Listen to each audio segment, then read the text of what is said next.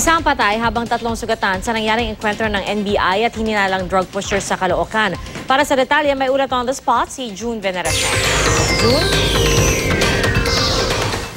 Pia, ongoing pa rin yung clearing operations dito sa barangay 188, Tala, Caloocan City. At ito nakikita ninyo dito sa ibaba, ito yung napakaraming baril na nakuha dito sa sinagawangang hot pursuit operations dito, matataas na kalibre ng baril.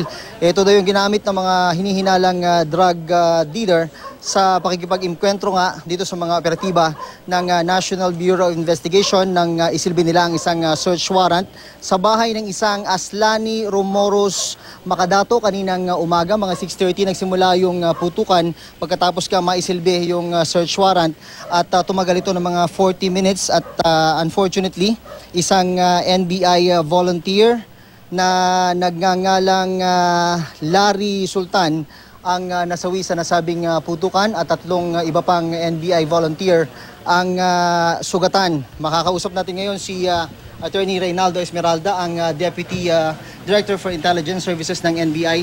Sir, gaano po ba kalaki itong grupong target ng inyong operasyon? Well, sa nangyari ngayon, ang ating palagay ay napakalaking grupo ito na nag-engage sa mga ahente ng mga NBI. Kaya meron tayong casualty na si Mr. Larry Sultan at saka 3 injured na kasamahan din natin. Ito po bang may-ari ng bahay na target ng search warrant ay accounted for po ba? Nahuli po ba? Negative, nakatakas siya, umakyat siya sa bubong. Pagdating ng mga ahente natin sa bahay niya, wala na siya. Ano pong profile po ba nitong grupo na ito?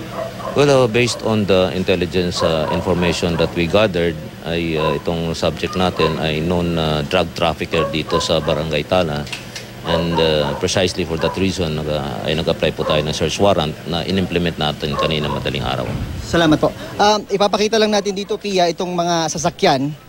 Ito yung mga sasakyan na talagang natadtad ng tama ng bala dahil sa matinding putukan nga na nangyari dito. At dahil nga doon, pagkatapos malagasan ng NBI, ay nagsagawa na sila ng hot pursuit operation. Pinasok yung mga bahay-bahay at napakarami po ang mga naaresto. Sila po ay isa sa ilalim sa verification at para malaman kung sila ba'y talagang kasama dun sa grupo nitong target ng search warrant at kung kasama ba sila dun sa mga nagpaputok dito sa mga ahente ng NBI. Ang sabi nga nitong isang NBI agent na ating nakausap ay talaga nangyari ay inambush daw sila from all directions. Buti na nga lang daw at hindi ganoon karami ang naging casualty nila. Pero ang sabi nila napakalaking grupo din nung mga nanambang sa kanila. Ang sabi nga nila mga nasa 50 operatives ng NBI ang dumating dito. Pero just the same talagang sinalubong pa rin sila ng napakaraming putok mula sa mga suspect. Pia.